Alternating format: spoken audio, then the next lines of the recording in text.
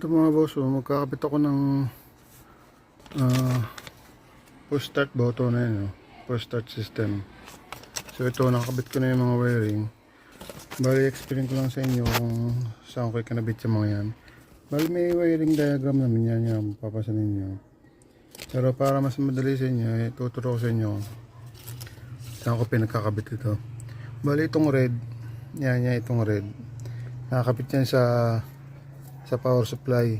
Yung kahit patay ang susi, may power siya. Tapos itong black, ito, naka body ground. Tapos itong blue, ACC wire. Yung sa unang pihit mo ng susi, unang pihit mo, magkakapower siya, yung mga stereo mo, yung cigarette. Yun, doon mo siya kakabit. Yan, yung blue wire na yan. Tapos yung yellow, to sa starter. Yung pag start mo, iilaw yung wire yan, nailaw yung wire na yan. Pag start mo, doon mo siya kakabit. Tapos yung white eye sa ignition on 1. Yung pagpihit mo na ACC wire, yung unang pihit, yung pangalawang pihit yun yung ignition on 1. So yun, doon mo ito kakabit. Ayan.